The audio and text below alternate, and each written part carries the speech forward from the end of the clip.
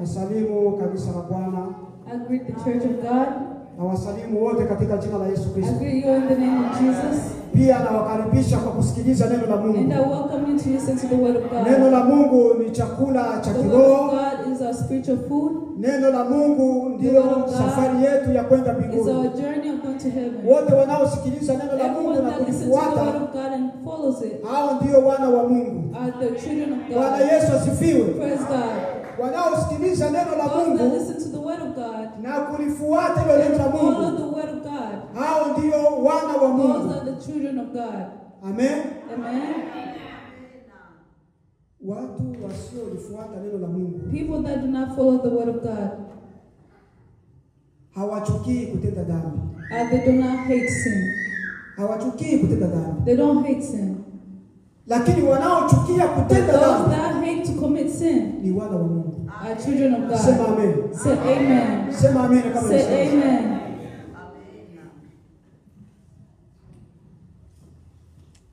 Leo Bwana, today God anatuandalia neno nzuri sana. Has prepared a word for us. Neno lake ni lile la zamani. His word is the same from then. Na jana, and yesterday, na leo, and today. Hallelujah. Amen. Bwana Yesu asifiwe sana. Praise God. Atakayesikiliza neno la Mungu, the one that's going to listen to the word of God, na kulifuata, and follow it, na kulitafakari, and think about kwa siku ya leo, for today, atakuwa amepata baraka katika maisha yao. They will receive blessings in their lives. Na atakale nidharau, and the one that would despise it, itakuwa ni ole kwake sana. It will be a warning for you. Bwana atusaidie sana. May God help us. Leo, today, tunaandaliwa neno nzuri ambalo litaongelea kwa ajili ya toba na ondoleo la dhambi. It's about sin. Bwana Yesu asifiwe. Amen. Toba na ondoleo la dhambi. Repentance and sin.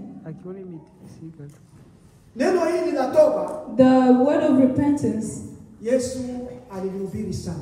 Jesus preached about it. Akiwa pamoja na wanafunzi wake. As he was together with his disciples. Ndio maana tunasema ya kwamba and that is why we say this word linaweza kuwa jipya kwako leo. It can be new to do. Lakini sio jipya kwetu leo. But it's not new for us today. Hata mababu zetu, even our grandparents, Yesu aliwahubiri. Jesus preached to them. Hata kizazi na kizazi, and generation to generation, wanafunzi wa Yesu walihubiri the disciples of Jesus preached this word. Na nabii hapo zamani, the prophets of back then, they preached this word. Wakasema ya kwamba, and they said that, tubuni, repent, tubuni, repent, maana ufalme wa mbinguni, because the kingdom of heaven umekaribia. It is near. Kanisa sema amen. Church say amen. Tubuni, repent, maana ufalme wa mbinguni, because the kingdom of heaven, unakaribia. It is near. Neno kutubu, the word repent, nataka kukufahamisha kwamba kutubu ni nini. I want to let you know what kutubu repentance is. Repentance ni kugeuka. It is to turn. Ulipokuwa unatenda mabaya, while you are doing bad, ulipokuwa ukifanya mabaya, when you are committing sin, leo today, unageuka sasa, you turn kuyafanya mema, to do good, kufanya mapenzi ya Mungu, to do the will of God, kama jinsi Mungu anavyopenda. As Jesus wants him. Hapo utakuwa umetubu. That's when you repent. Bwana Yesu asifiwe. Praise God. Usipotubu, if you do not repent, usipogeuka, if you do not turn, ukikalia pale pale, if you stay there, kwa kufanya mabaya, with doing bad, kwa kusema mabaya, and saying bad, utakuwa bado hujatubu. You will not repent. Na wakati unapokuwa bado hujatubu, if you are not yet to repent, utakuwa bado mtenda dhambi. You will still be a sinner. Kanisa, Mungu atuhurumie sana. Utakuwa bado mtenda dhambi. You are still a sinner. Katika watakatifu, among the righteous, wewe huwezi kuitwa mtakatifu. You cannot be called righteous. Maana wewe bado, because still, hujatubu. You have yet to kutubu maana ni kugeuka. To repent is to turn. Kutoka kwenye uovu, coming from evil, kwenda kwenye utakatifu. And going to righteousness. Kanisa sema amen. Sema amen. Say amen.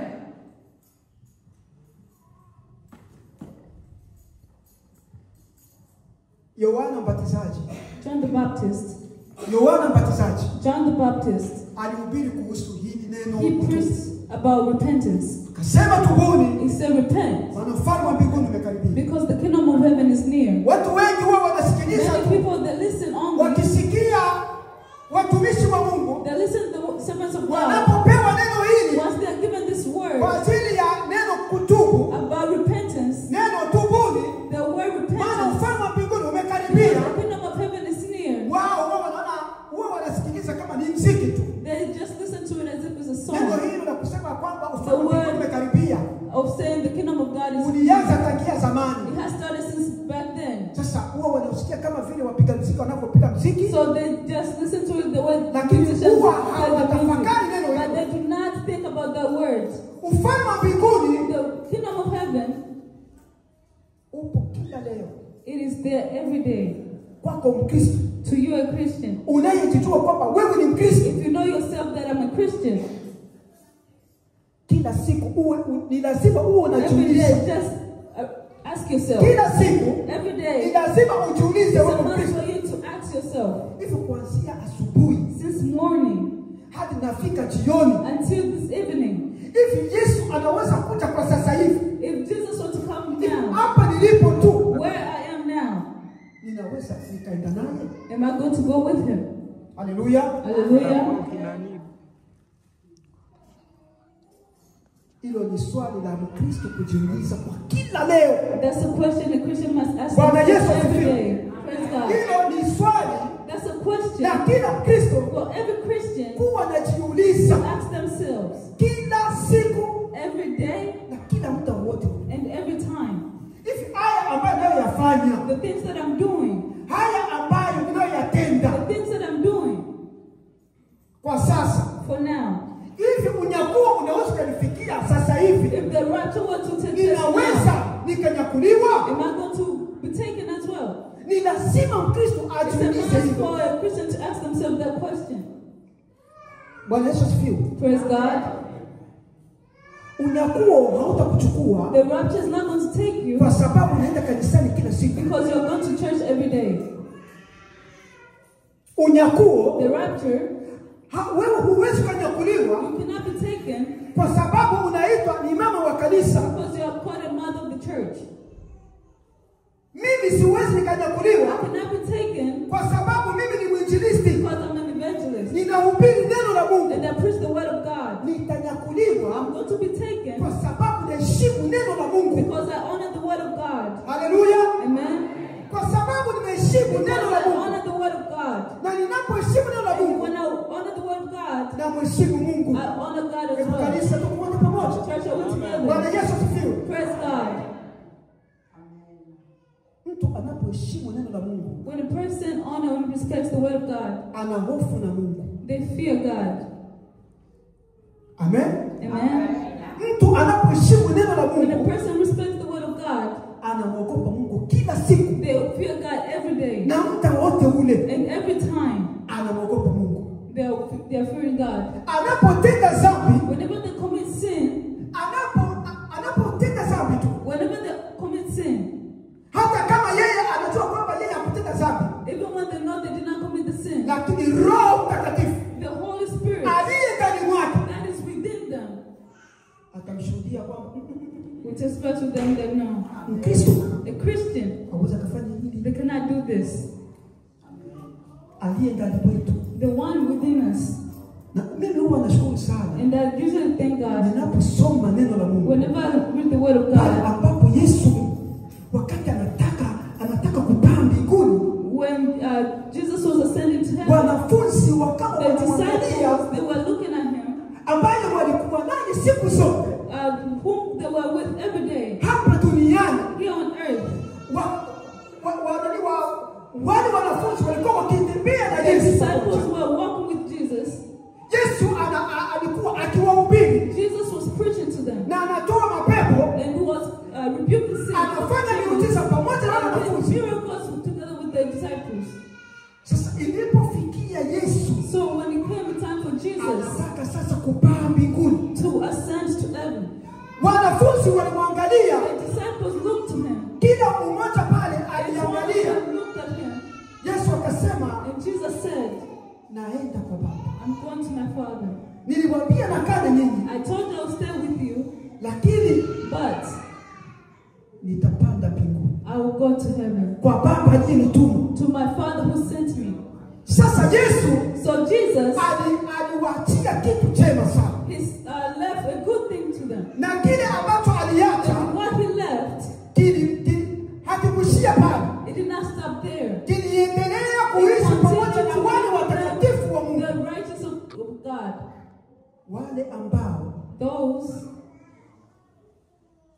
hawaishi kwa kutenda dhambi. That don't live by committing sin. Alisema ya kwamba he said that sitowaacha mayatima. I'm not going to leave you stranded. Nitawaachia Roho. I'm going to give to you the Holy Spirit. Huyo Roho, and that Holy Spirit atakuwa mwalimu wenu. Is going to be your teacher. Ataishi na ninyi siku and he's going to live with you all the days of your life. Bwana Yesu asifiwe. Praise God. Bwana Yesu asifiwe. Praise God.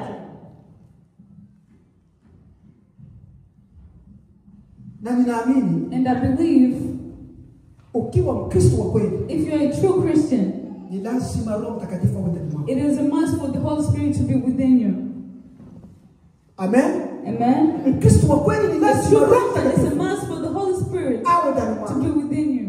Na huyo Roho, and that Spirit, akiwa ndani ya huyo, if it's inside of that Christian, lazima mwenendo, it is a must for the behavior of that Christian utashuhudiwa na watu wengi, will be testified by many people. Hakika huyu mama, truly this mother ni Mkristo, is a Christian. Huyu baba, this father, ni Mkristo, is a Christian. Hallelujah. Hallelujah. Kwa sababu, because ana hofu na neno la Mungu, has they have the fear of the word of God. Usipokuwa na hofu ya neno la Mungu, you do not have the fear of the word of God, uwezo ukatubu hata siku moja. You cannot repent, not even one day. Kila leo utakuja Every day kanisani, you come to church, na utaona kanisa kama vile ni kawaida tu. And you see the church as usual. Kila leo, every day, utaonekana hapa, you will be seen here, unamwimbia Mungu, you are singing for God, unamchezea Mungu, you are dancing for God, lakini mbingu haikutambui. Because but the heavens do not know you. Haikutambui. The heavens do not know you. Mbingu haikutambui dada yangu. The yangu. heavens do not know you, my sister. Haikutambui baba. They don't know you, my father. Kwa sababu, because hujatubu. You haven't repented. Kutubu ni kugeuka. To repent is to turn away. Kutoka kwenye dhambi, coming from sin, kuelekea kwa Mungu, and going to God. Na Mungu, and God, ni mtakatifu, is holy. Neno lake nasema ya kwamba, His word says, iweni watakatifu, be holy, kama nilivyo mimi mtakatifu. Kanisa sema amen. Church say amen. Mungu ni mtakatifu. God is holy. Kwa Mungu, to God, hakuna uzinzi. There is no adultery. Kwa Mungu, to God, hakuna anayefanya uzinzi. There is no one that commits adultery. Kwa Mungu, to God, hakuna mwizi. There is no utakuta watu wanaiba kwa Mungu. You're not going to see people stealing from God. Hapana. No. Kwa Mungu, from God, hakuna wanaonyang'anya vitu vya wenzao. There's no stealers. Kwa Mungu, from God, hakuna anayezarau mwenzie. There's no one that despises someone. Sarau, despise, na matukano, or cursing, na wizi, thieving, uwaji, killing. Yote ni matendo kutoka kwa shetani. Everything comes from the enemy. Sasa ukiwa unayafanya hayo kila siku, you are doing this every single day. Wewe kama Mkristo, you as a Christian, ndugu yangu, my friend, usishangae. Don't be surprised. Ipo siku, there's a day, yale unayoyafanya hapa chini, every single thing that you do under the ndiyo sun, yatakayo kuhukumu wewe. The one that's going to judge you. Inabidi leo, so it is a must today, upate muda wa kutubu, find time to repent, ili uishi, so that you can live huku umegeuka, here where you have na watu wakuone ya kwamba, and people will testify that huyu, this person ni mwana wa Mungu, is a child of God. Tusome neno la Mungu. Let's read the word of God.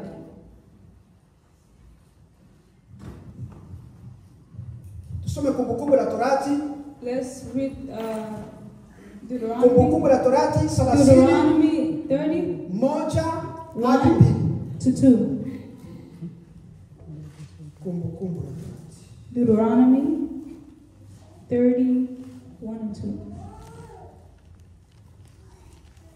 Tunasoma Kumbukumbu la Torati 30:1-2. Deuteronomy 30:1-2. Hili neno litatuonyesha This maana ya kutubu. Is going to show us the meaning of repentance. Amen. Amen. Kumbukumbu la Torati 30:1 hadi 2 linasema, tunasoma katika jina la Yesu. 1 and 2. Tena itakuwa mambo haya yote yatakapokujilia, baraka na laana nilizoweka mbele yako, nawe utakapozikumbuka kati ya mataifa yote huko atakako kupeleka Bwana Mungu wako. 2. Nawe utakapomrudia Bwana, ndio ile toba. That's the repentance. Mungu wako na kuitii sauti yake, mfano wa yote ni kuagizayo leo, wewe na wanao kwa moyo wako wote na kwa roho yako yote. Ndipo Bwana Mungu wako atakapogeuza utumwa wako, naye atakuhurumia. Tena atarejea na kukusanya kutoka mataifa yote huko alikokutawanyia Bwana Mungu wako. Amen. Amen.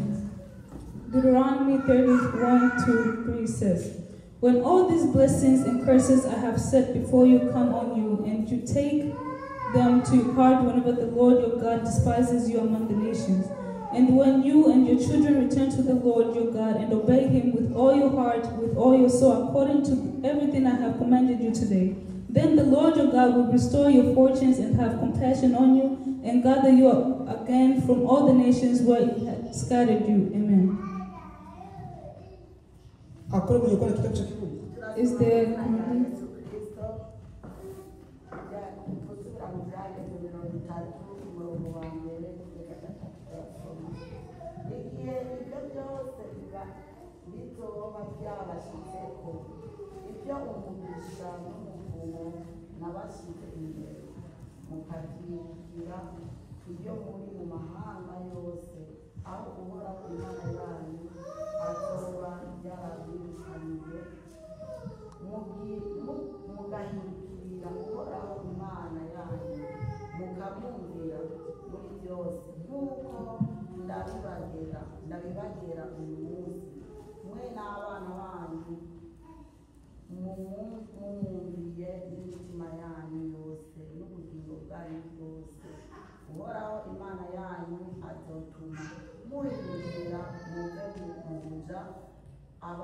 abagirire ikigongwe asubire kubakuraniriza hamwe abakuye mu mahanga yose aho azoba yarabasaba muje. Amen. Basi tusome, let's read. Tutoke nafasi tusome Matendo ya Mitume sura yake ya 2, Acts chapter mstari wake wa 38. Verse 38. Matendo ya Mitume Acts chapter 2 2:38. Verse 38. Neno la Bwana linasema, Petro akawaambia, tubuni mkabatizwe kila mmoja kwa jina lake Yesu Kristo mpate ondoleo la dhambi zenu, nanyi mtapokea kipawa cha Roho Mtakatifu. Amen. Amen. Acts 2:38 says, Peter replied, repent and be baptized, every one of you, in the name of Jesus Christ, for forgiveness of your sins, and you will receive the gift of the Holy Spirit. Amen. Mtu anapotubu, when a person repents, mtu anapotubu, when a person repents, anatubu kosa ambalo analijua yeye. They repent on the wrong that they themselves know. Namshukuru Mungu kwa sababu I thank God because mimi nikitenda kosa, I will never do anything wrong. Nikifanya kosa mimi, if I do wrong, nitajijua nimefanya kosa. I will know that I did wrong. Mungu alimpatia mwanadamu, God gave the human being kulifahamu hilo, to know that. Kama utaendelea na kosa, if you continue to commit that kama sin, utaendelea if you continue na kosa unalolitenda, to do the wrong that you're doing, huku siku zinaendelea, as the days go by, lakini ndani ya moyo wako, but in your heart, Roho wa Bwana, the Spirit of God, atashuhudia, will testify, kama tulivyosema, as we had said, hili ni kosa, this is wrong. Na ukisikia aibu, and if you feel shy or ashamed, na kusema ya kwamba, to say that, acha niombe msamaha, let me ask for forgiveness, acha niombe mama msamaha, let me ask this person for forgiveness, kwa kosa ambalo nimemtendea, for the wrong that I did to them,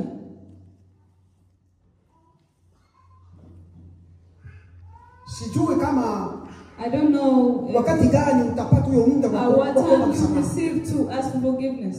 Kuna watu There are people wako hata nani kwenye maabara huko kwenye hospitali in the hospitals.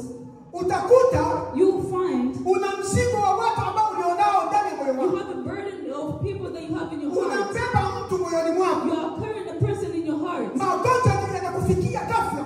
And sickness suddenly come on you. Lakini kipindi cha neno hili, By the time of the word, wakati Mungu bado anakurehemu wewe, when God is restoring you, anakutumia watumishi wake and He's sending you His kwa servants kulisikia neno la to Mungu. listen to the word of God. Wewe bado unakaibi. You just listen. Wewe bado unaishi, You live. una masikio ya kusikia, You have ears to hear, lakini tabia ni ile ile tu. but your behavior is still the same, Hali ni ile ile tu. and the situation is still the same. Neno la Bwana linakuuliza wewe, The word of God is asking ni you, lini utatubu? when are you going to repent? Ni lini utamgeukia Bwana? When are you going to turn to Kwa God? sababu Bwana ni mtakatifu. Because God is holy. Bwana ni mtakatifu. God is holy. Inabidi tuishi kitakatifu. So we have to live holy. Hata ukiwa kwenye umati wa watu, Even when you are among people, utakuta watu ambao bado hawajamgeukia Mungu. you find people that have yet to turn to Wana God. stori zao. They have their own stories. Hizo stori zenyewe, And those stories, wewe ambaye uko ndani ya Yesu, you who is in Christ, unapozisikia zile stori, when you listen to those stories, sasa hizi ni stori za kapita, hizi kapita mbele hizi. you say these are not the right stories. Watu wanaokunywa pombe wanajua maana ile neno kapita mbele. People that drink, they know the meaning of this word. Hawezi kuta wenyewe mpaka watakatifu wa Mungu wao wanaongea kwa ajili ya pombe. Where there's holy people, you cannot find them speaking about beer, Kwa ajili ya usharati, or adultery, kwa ajili ya tamaa. or evil desires. Wengi wanaishi kwa kutamani. Many live with desires, Wa Mungu wanaona kila kitu ni kawaida. and they see that everything in God is Anajua ya kwamba usual. mimi kama mimi ninakosa And leo, so they know that if I had did Mungu wrong anajua today, kukosa kwangu. God knows my wrongdoing. Hakuna kitu ambacho mimi naweza kuwa niko nacho There's nothing that I have bila Mungu kujua. but without God not knowing. Hakuna. There's nothing. Chochote ulicho nacho, So everything that you have, Mungu anakijua. God knows it. Na ndio maana neno la Bwana linasema kwamba That's what the word of God says. shukuruni kwa kila jambo. Thank God for everything. Mwenzako akiwa na gari 30,000, When your friend has a car for wewe ukiwa na 30,000 gari 3,000, and you have a car of 3,000, zote zinawafikisha wapi kazini? every one of them take it to work. Utakuwa sawa sawa na wakutembea miguu.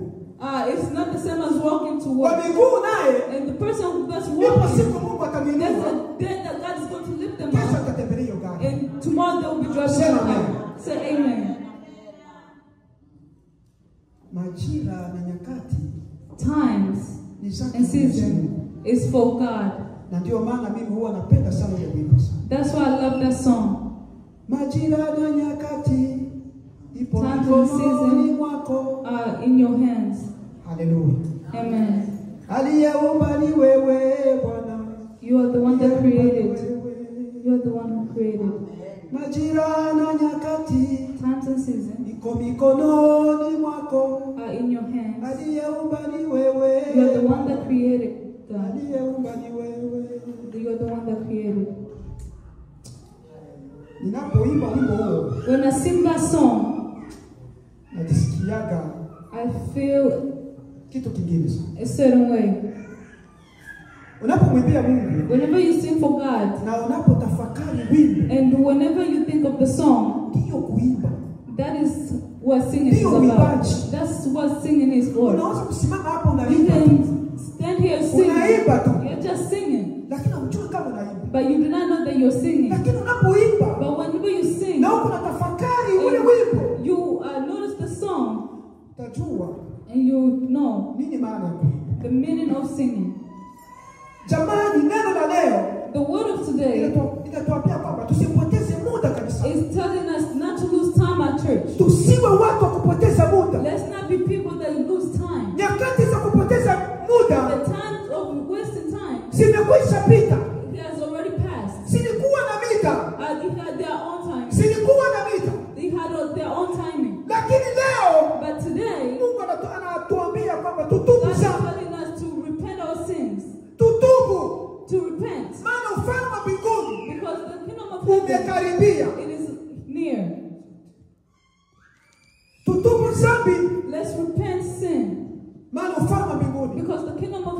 umekaribia. It is near. Bwana aturumie sana. May God forgive us. Some neno. Let's read the word. Nakumbuka Yesu. I remember Jesus Alipokuwa na wanafunzi wake. when he was with his disciples. Yesu alipokuwa anatoa neno. When Jesus was given a word, alitoa mifano sana. he gave a lot of examples Kwa mataifa. To the nations. Alitoa mifano sana kwa He mataifa. gave a lot of examples. Wakati mwingine Another time, kuna wengine wanafunzi wake walimuuliza Yesu. Some of the disciples asked Jesus, Bwana, unapofundisha unatoa sana mifano? why whenever you teach you give examples of Yesu miracles? aliwajibu, And Jesus answered, natoa mifano sana kwa mataifa.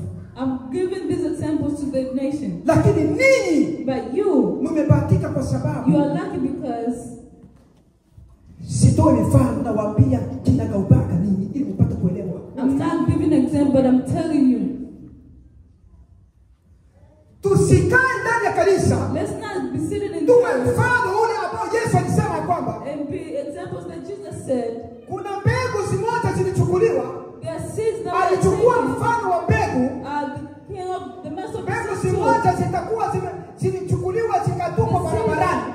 some of the seeds were thrown on the road. Na unajua barabara, And you know the road. kwenye barabara pale On the road, pana vumbi, there is wind. pana tumatope tudogo tudogo tu. There's mud. Mvua inaponyesha. Whenever the rain Lakini ile falls. mbegu itakapotupa pale barabarani, But when the seed is thrown on the road, inaweza ikaota kidogo. it can grow just a Inaota. bit. It can grow. Lakini But mwangaza wa jua the sunlight utafupisha zile mbegu. is not really going to Ile mbegu haiwezi kaota vizuri that seed cannot grow very kwa well. sababu mbegu kuota vizuri Because for the seed to grow well, ni lazima iwe na mizizi. it's a must for it to have roots. Amen. Amen.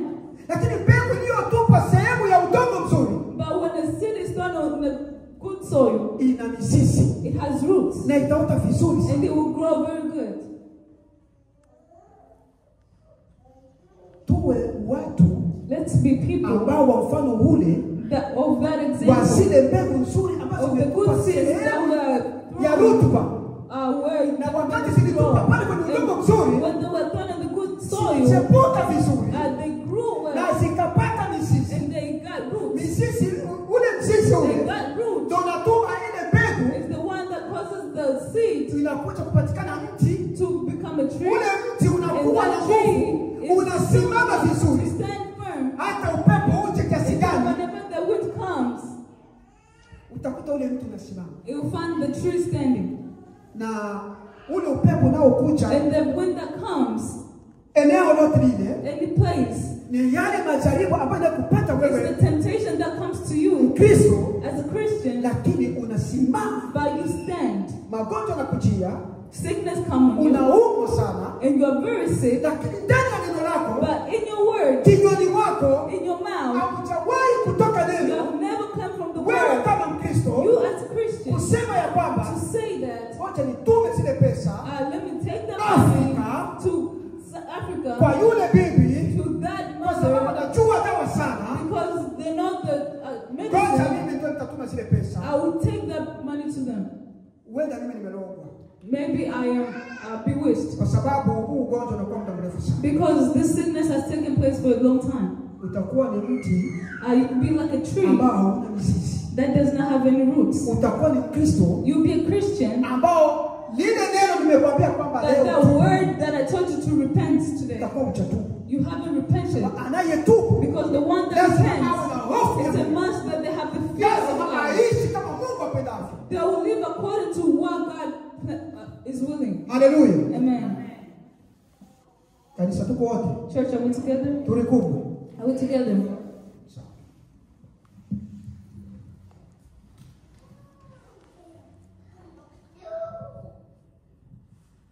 Nini ambacho kinafanya Mungu What is causing God wakati mtu anapotubu? whenever a person repents? Ngoja niwaonyeshe kitu kimoja. Let me show you one thing. Kuna watu There are people, huwa wanakuja hapa mbele. usually they come here in the front. Watumishi wanahubiri. The servants of God, they preach and preach. Unakuta huyo mtu anasikia neno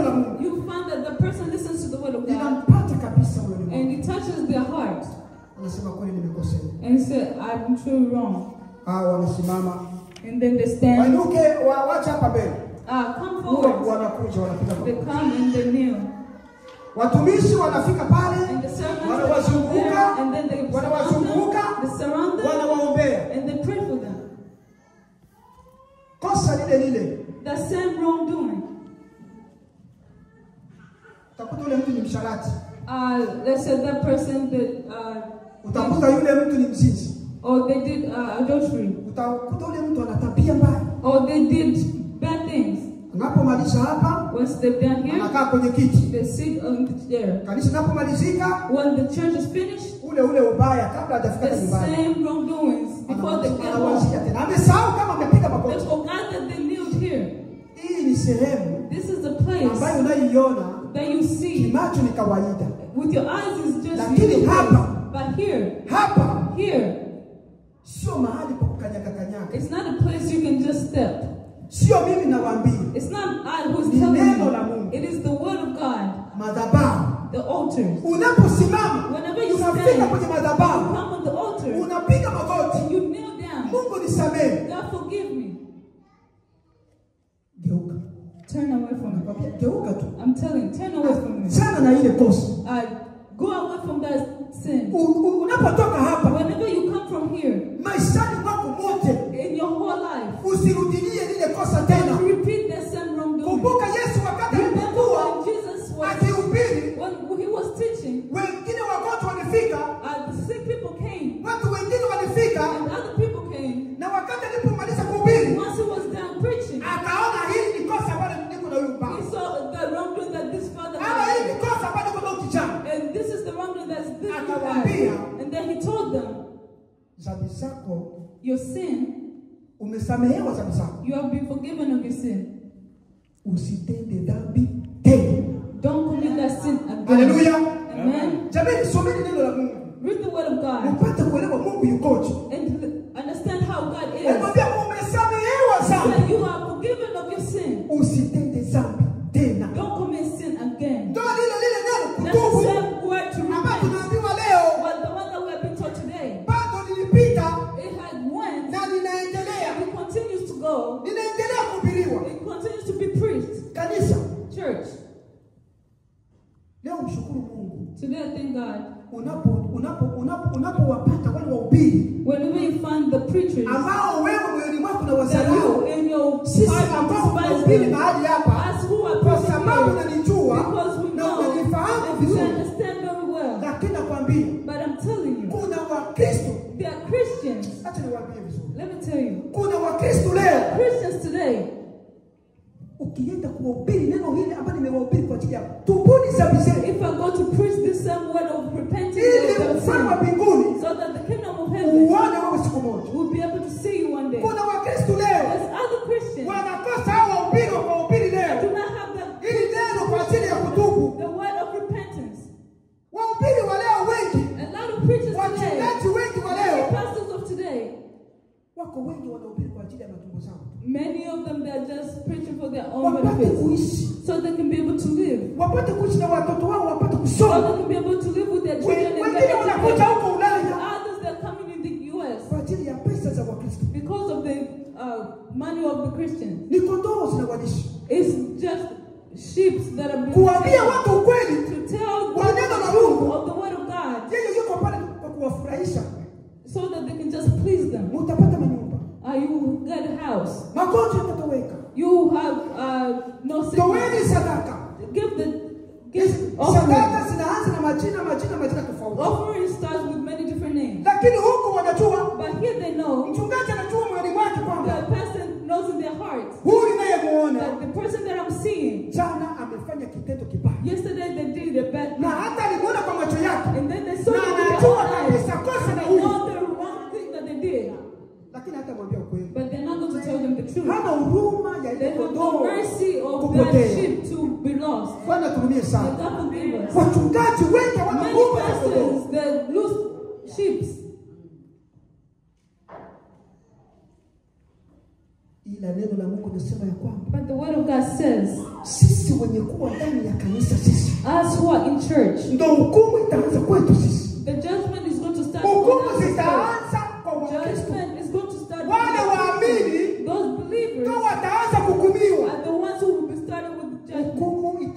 kwa waamini, Judgment is going to start with you. baadaye kwa wapagani. And then later on to the Wapagani pagans. wenyewe, And the pagans, wenyewe wako pale tu, shetani they're karibu, just there. And Satan is just going to be saying, karibu welcome, welcome my children. karibu. Vile vitu vyenyewe vilikuwa vinauana tu, vinachindai wakati niko chini ya jua. Killing each other and then they were Unajikuta peaceful. kisima kikuta kifua kabati. And they have a big chest. Kuko siku moja niliangalia kwenye Facebook. There's one time I saw on Facebook, Kichama kimoja, one guy, kibamsa ambao walikuwa he was wanasema a Tanzania. bouncer, as I said, in Tanzania. Kifua kiko juu. His chest was up, Maziba ya mwanaume yote and iko juu, kifua the juu chest kabisa. was just up. Anasema ya kwamba And they said that hivyo kinikuta mimi niko juu ya mke wako. if you find me on top of your wife, Utaifanya nini? what are you going to do? Siona hivyo. You see that? Hivyo unafikiri kwamba huyo mtu You think that anajiandika hivyo? that person is Na anajionyesha hivyo and kwenye he's Facebook. showing himself like that on Facebook? Hivi unafikiri kwamba So, huyo what do you kuna think? tatizo kwa shetani huyu? Is that Unafiki kabisa oh girlfriend kwa he's hiyo. Satan's friend? Yana ano girlfriend. He Yana said, okay. come with my friend. Okay. Anakuonyesha twende moto. And he'll show you, come, let's go. Twende baba, Come, twende, come, twende. come. Na ile kifua yote kila With his unaangalia chest. sauti ile picha inaonyesha wow. The picture that you show like wow. Kifua kabisa. And then your chest. Ile bounce. And your bounce. Huwezi kufanya lolote. And you can't do anything. Kuya baba, kuya Just twende come, just moto. come. Hakuna la kupika. There's nothing you can do Kwa sababu wewe ni mtu wake. because you are his person. Wewe ulikuwa mtusi sana. Are you a person that Kwanza curses asubuhi hadi jioni from morning to evening? kutukanana tu. It's just cursing Ni kuongea maovu people. tu. It's saying bad things. Lakini neno la Mungu unalisikia kanisani. But you listen to Hivyo the masikio church. yako So yalikuwa your wapi? ears, where were they? Yale yote yanakujia. Everything is coming to you. Yale yote unayasikia kama vile radio. Everything that you heard like that. Ni sauti ya nani? Whose voice is this? Sauti ya wewe. It's your voice. Angalia Wakristo wenzako See your fellow Christians. wako kule tu. Haleluya. They were over there. Walijikaza. They were settled. Walijikaza They were settled. kuonekana kama si watu. To be seen as if they are not people. Walijikaza. They were settled. Maisha yao Their lives chini ya jua under the sun. walijikaza They were settled.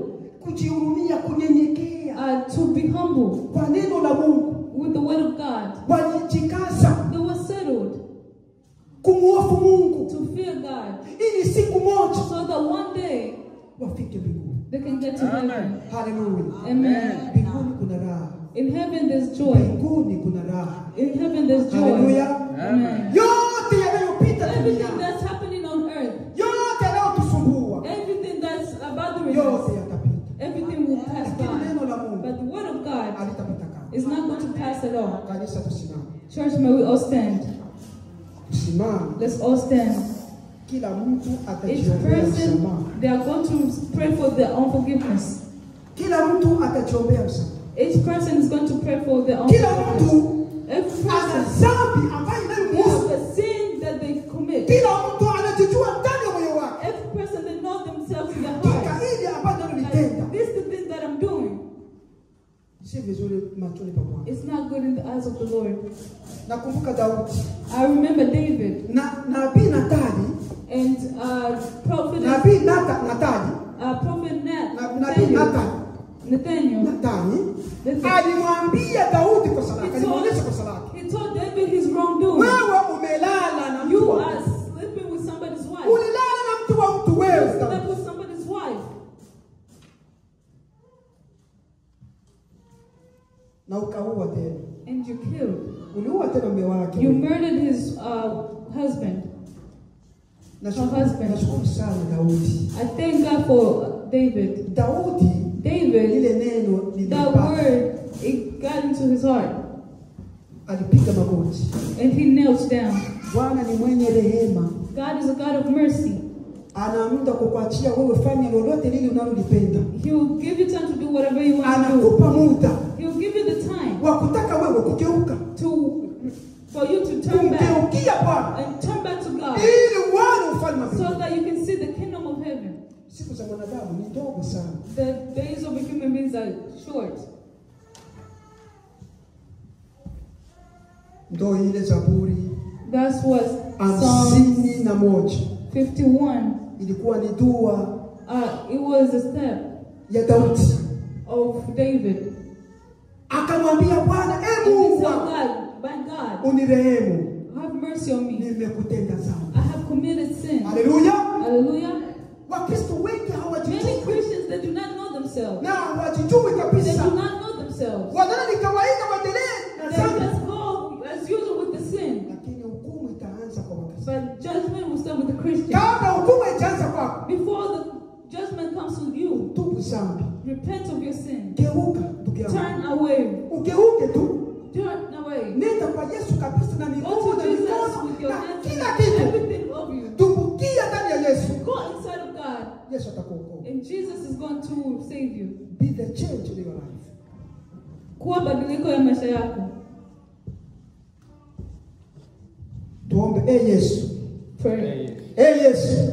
Jesus. Yesu. Yes. Mwana wa Mungu. Son of God. Naja mbele zako. Come before you. Naja mbele zako. Na kushukuru And I thank you kwa neno ambalo umetupa for leo. the word that you've given us. Bwana wa majeshi. Bwana wa majeshi. Na kushukuru kwa neno ambalo umenipa leo. Nimelisikia kwa masikio yangu mawili. Na kuhitaji Bwana. Mimi siwezi bila Roho wako Mtakatifu. Ninaomba yote ambayo nilikukosea ndani ya maisha yangu. Sitaki nimpe shetani nafasi. Shetani asipate nafasi ndani ya maisha yangu. Nakataa. Ninakataa kuishi kama ninavyoishi. Ninaomba unitakase, nigeuke, niwe wako ndani ya maisha yangu yote. Unihurumie yote niliyoyatenda kinyume na mapenzi yako. Kila mtu aombe maombi yake. Baba yetu uliye mbinguni, Baba mweza yote, ninakushukuru kwa sababu ya neno hili ambalo umetupa mchana wa leo. Mfalme wetu wa amani, ninasema asante. Ujumbe wako nimeufikisha kwa watu wako Bwana. Naomba kanisa, ninaomba kanisa, wewe mwenyewe ndiye kichwa cha kanisa. Wewe ndiye kichwa cha kanisa. Geuza watu wako, wasamehe watu wako, wahurumie watu wako, wape upako Bwana, uwasaidie shetani asipate nafasi katika maisha yao. Ona jinsi shetani anavyofunga watu wako ili wasikose Bwana uwe ufalme wa mbinguni. Naomba mfalme wetu wa amani, ninaomba uwezo wako utende kazi ndani ya maisha yao. Asante Mungu wetu kwa sababu ya neno lako. Ninakushukuru Bwana, wewe ni Baba wa wafalme na wewe ni Mungu wetu. Tunasema asante Bwana. Hurumia mama huyu, hurumia baba huyu, hurumia kaka huyu, hurumia kijana huyu, hurumia mdogo wangu, hurumia kaka yangu, hurumia bibi huyu kwa mawazo machafu, kwa mawazo mabaya, kwa matendo mabaya. Mungu wetu, wewe ni Mungu wa rehema. Tenda Bwana, uwe pamoja nasi, ubariki kanisa lako. Asante kwa sababu yote ambayo tunayaomba umeenda kusikiliza Bwana, kupitia jina la Yesu Kristo tunaomba.